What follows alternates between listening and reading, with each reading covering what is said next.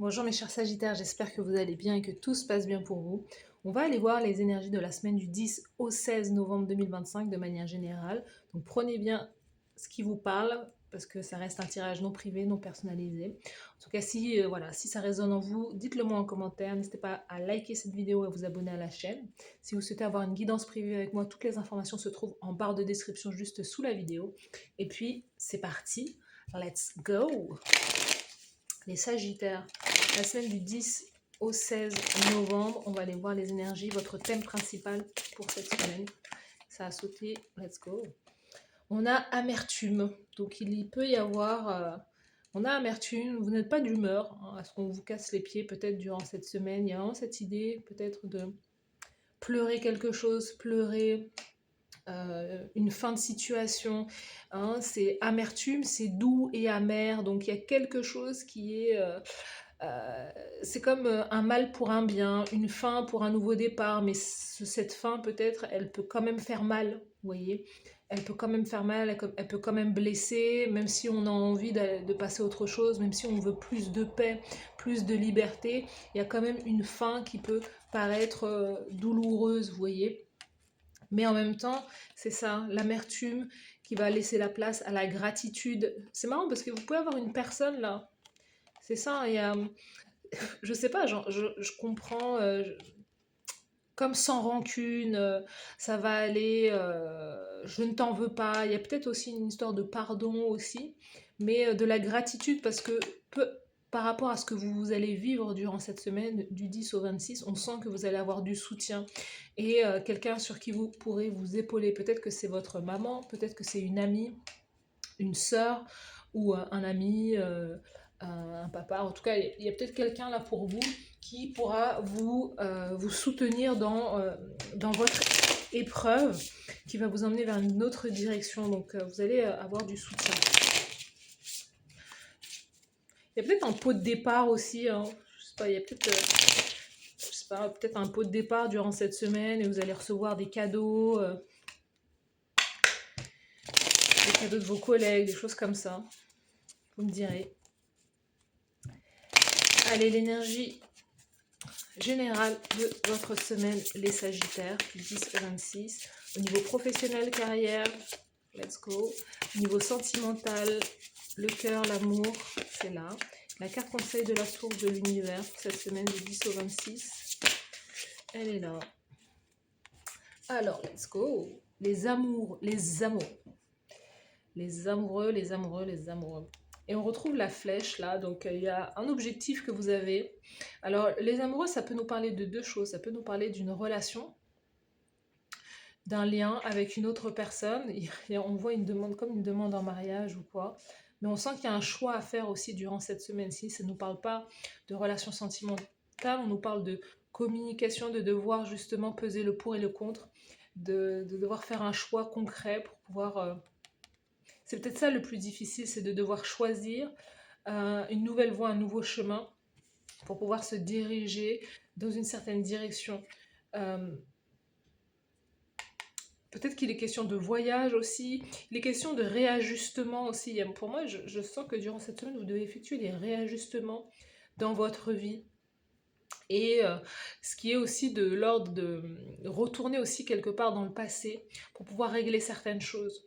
Hein, il y a peut-être des choses, des dossiers que vous ne voulez pas forcément réouvrir, mais que vous êtes obligé de réouvrir parce qu'il faut régler certaines choses et c'est aussi ça qui cause cette espèce d'amertume, de nostalgie en même temps, qui vous fait remonter toutes ces émotions, mais on sent que si vous réussissez durant cette semaine à transformer cet état et ces émotions en gratitude, ou en disant, bah voilà, j'ai peut-être vécu ça, mais c'est un mal pour un bien, il y a un peu un truc comme ça, un mal pour un bien, quitter une situation et pour pouvoir aller ailleurs. Mais il y a des choses à pouvoir régler, j'ai le sentiment, faire un choix concret.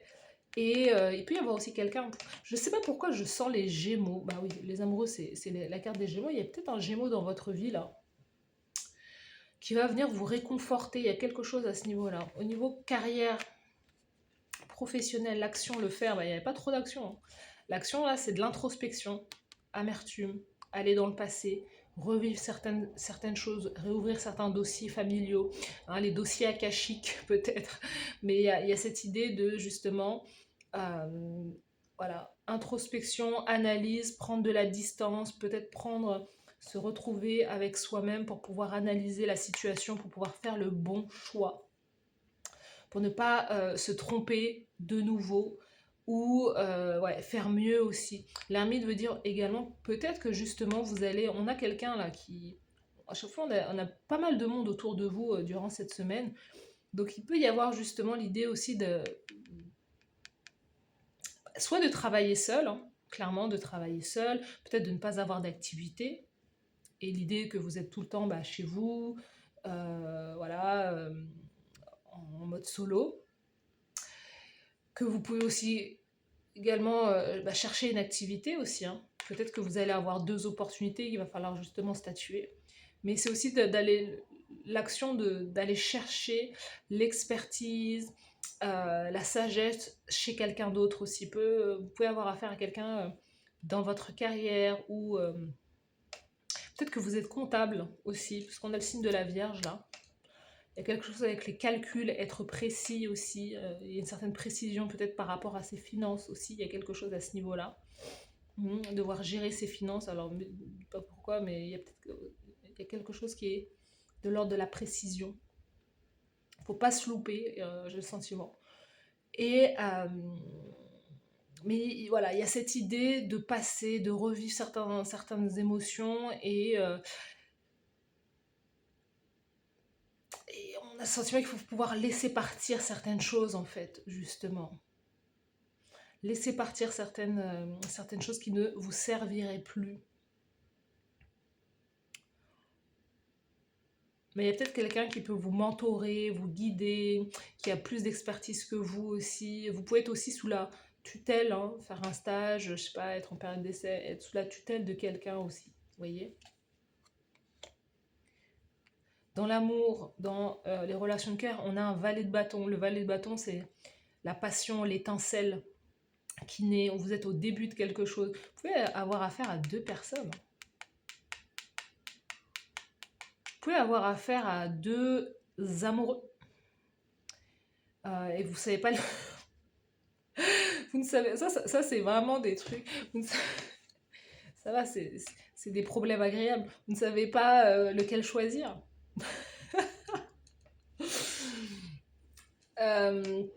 Mais pour moi, le valet de bâton, il y a une question d'ordre de début, d'initiation, les premiers rendez-vous. Mais il y a beaucoup de passion aussi dans cette dynamique, en tout cas. Il peut y avoir aussi une question de distance, de devoir se rejoindre quelque part, de devoir prendre un billet d'avion ou devoir faire des efforts voilà, pour pouvoir aller rencontrer cette personne. On peut nous parler également que la relation, pour le moment, il y a une question d'immaturité dans le lien. C'est comme si, voilà, c'est trop immature, je préfère rester seule. Et encore une fois, peut-être que durant cette semaine, vous êtes en pourparlers avec vous-même. Il y a l'idée de se rendre compte qu'il y a quelque chose là qui peut-être ne vous convient plus du tout, qui vous fait un peu plus de mal et qui vous fait, malgré tout, malgré le fait d'être accompagné, vous fait vous sentir seul aussi. Mais dans l'amour, il y a, en tout cas, s'il y a quelqu'un, on a cette étincelle d'espoir, le fait de pouvoir se dire, ben voilà, je redémarre à zéro, j'ai besoin de passion, j'ai besoin d'aventure, j'ai besoin d'excitation dans la relation. Pourquoi ne pas partir en week-end ensemble? Vous voyez, il y a toutes ces choses-là en fait que vous vous posez durant ce week-end. Peut-être ouais, un petit week-end, mais durant cette semaine-là. La carte conseil, voilà, la mort. C'est la fin. Cette amertume. Vous voyez, c'est ce que je disais au départ, vous êtes entre la fin et le début. Il y a quelque chose que vous pleurez et quelque chose que vous... quelque chose qui... C'est ça, un valet de bâton, je vais aller dans une autre direction. Je vais aller m'épanouir ailleurs. Il y a quelque chose de mieux, de beaucoup plus passionnant, excitant, dans une autre direction. Valet de bâton, amoureusement, vous vous en allez dans une autre direction. Voilà, vous mettez un terme, hein, on vous conseille hein, de terminer quelque chose, de mettre un terme à quelque chose. Voilà. Sous le paquet, le fou, hein, la mort, le fou. Donc vous êtes entre ces deux-là, entre ces deux portes, euh, entre la fin et le nouveau départ. Il n'y a rien d'autre à dire.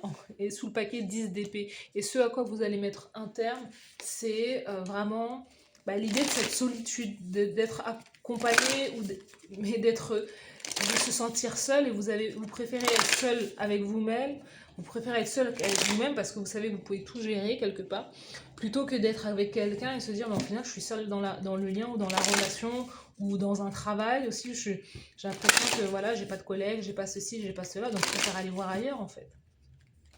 Mais ce qui vient à vous, c'est quelque chose, voilà, encore une fois, de beaucoup plus qui vous met en joie, on sent.